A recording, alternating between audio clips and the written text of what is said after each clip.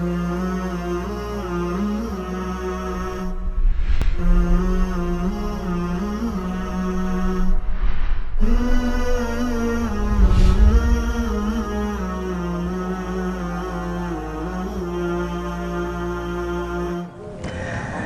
pemirsa Wahda TV Gorontalo yang insya Allah dirahmati Allah dimanapun Anda berada. Tadi kita sudah ke Bulanga dan juga di Bubohu, dan sekarang Ustadz bawa saya dan juga pemirsa di rumah di Kubah Emas. Jazakumullah khair Ustadz. Afwan. Ya, luar biasa. Tapi kita masih akan membahas ini tentang sirna Nabi. Tadi sampai di kisah Rasulullah ketika disusui oleh Halimatus Sa'diyah.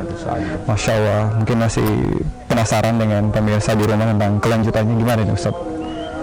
Bismillah, alhamdulillah, wassalatu wassalamu ala rasulillah, amma ba'd. Dalam perjalanan pulang kembali ke Bani Sa'ad, keledai yang ditumpangi oleh Harith, suami dari Halimah, yang di sananya membawa Rasulullah SAW dan juga putri mereka yaitu Syaimah, ternyata jalannya tiba-tiba cepat, laju. Bahkan sekarang telah mendahului orang-orang yang tadinya sudah berpapasan pulang dengan Halimah. Makanya orang-orang mengatakan, Halimah, kau ganti kendaraan baru. Saking lajunya Ustaz. Saking lajunya. Halimah mengatakan, tidak, ini kendaraanku yang tadi, yang mogok-mogok itu. Orang mengatakan, kenapa lebih laju? Dia bilang, Allah alam, saya juga tidak tahu apa yang terjadi. Masya Allah. Halimah mengatakan, sudahlah, karena kendaraan ke saya lebih cepat jalannya, boleh saya tinggalkan kalian? Mereka mengatakan, ya duluan saja kalian. Akhirnya Halimah dengan kendaraan mereka tersebut tiba lebih cepat di Bani Sa'ad. Masya Allah, dari perkiraan waktu yang sebelumnya ya. Dan ketika mereka sampai di Bani Sa'ad, di rumahnya, tiba-tiba suaminya melihat kambing-kambing yang mereka ambil nutrisi darinya, susu dan seterusnya sebagai cadangan makanan, sebagai keju dan seterusnya. Tiba-tiba kambing-kambing tersebut berisi air susu yang begitu deras. Allahu Akbar. Sehingga menjadi cadangan protein bagi mereka. Dan sejak tinggalnya Rasulullah SAW di rumah tersebut, kambing-kambing yang digembalakan oleh Harith dan Halimah menjadi besar, gemuk, beranak pinak. Sampai-sampai orang mengatakan kepada para penggembala, araklah kambing-kambing kalian ke tempat di mana Halimah menggembalakan kambing. Mereka mengatakan, ya, kami sudah arak sama-sama ke tempat penggembalaan Halimah dan Harith. Tapi memang setiap kembali dari gembalaan, kambing-kambing Halimah yang sehat dan kuat. Padahal sama-sama dengan kambing mereka. Padahal sama-sama dengan mereka. Jadi kemakmuran Allah Ta'ala berikan kepada mereka. Usaha mereka penggembala kambing. Kambing beranak pinak. Kemudian Halimah sehat. Bayi yang mereka susui pun menjadi bayi yang sehat. Dan Masya Allah, Rasulullah SAW menjadi bayi yang cepat berbicara. Sampai suatu hari Abu Bakar Siddiq radhiyallahu anhu melihat bagaimana kecakapan Rasulullah SAW dalam berbicara. Kata Abu Bakar, Masya Allah, bahasamu wahai Rasulullah terlalu fasih. Terlalu fasih untuk usia seperti itu. Untuk usia seperti itu. Tapi yang dikatakan Abu Bakar ini ketika Rasulullah SAW menjadi Rasul dan melihat bahwa Rasulullah SAW memiliki kefasihan bicara. Kata Abu Bakar, Masya Allah, engkau fasih sekali. Kata Rasulullah SAW, kaifala afsah, bagaimana aku tidak fasih?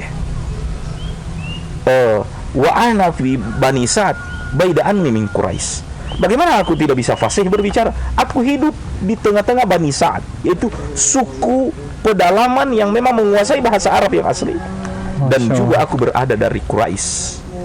Quraisy adalah klan keluarga suku yang paling fasih bahasa Arabnya di semua bahasa Arab.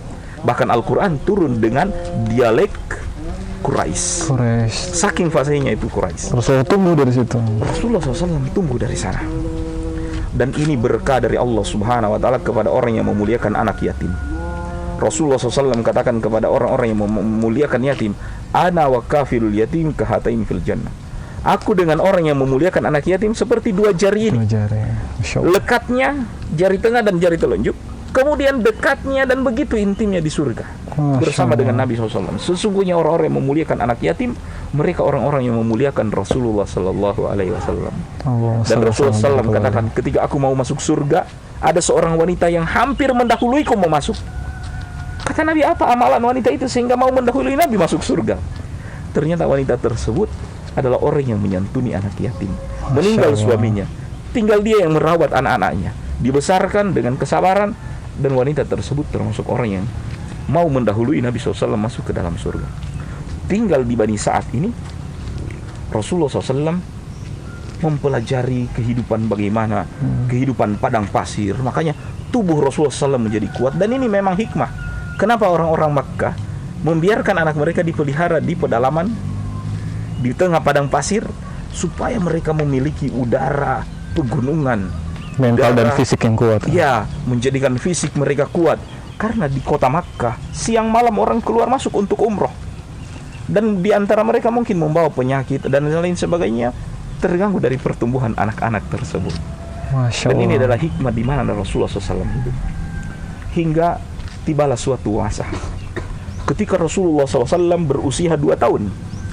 Dan memang di dalam Al-Quran, wa wada'athu ummu, ya, wahnan ala wahnin wa fisalu fi amain. Ibu kalian yang melahirkan susah payah dan menyusui selama 2 tahun. Menyusui dalam Al-Quran itu 2 tahun. Harus ya? Harus 2 tahun. Jadi ini ASI eksklusif. Dan memang sekarang disarankan dokter seperti itu. Harus 2 tahun untuk menyusui. Masya Banyak Allah. keutamaan yang akan didapatkan oleh wanita tersebut maupun anak yang menyusui selama 2 tahun. Dan dalam Al-Quran, haulain kamilan, 2 tahun penuh. Sesudah 2 tahun disusui, Rasulullah SAW tibalah untuk dikembalikan ke rumah Aminah. Kedua suami istri pengasuh Nabi SAW ini demikian sedih, membayangkan mereka akan ditinggalkan dengan anak yang begitu banyak barokahnya sejak hidup di tengah-tengah mereka. Masya Allah. Dan saat mereka datang kepada Aminah, mereka bukan datang menyerahkan Rasulullah SAW, tapi justru membujuk Aminah, biarlah masa pengasuhan kami diberikan kelebihan dari 2 tahun ini. Masya Allah. Kata Aminah, bagaimana aku mau memberikan? Dia adalah orang yang kutunggu-tunggu. Sudah selesai penyusuannya. Aku 2 tahun bersabar berpisah dengannya. Tapi mereka mengatakan, lihatlah, dia hidup di tengah-tengah kami, bagus, badannya sehat dan seterusnya. Kami khawatir kalau dia hidup lagi di Makkah dia akan sakit dan seterusnya. Ditakut-takuti Aminah seperti Banyak alasan Ustaz ya. banyak alasan.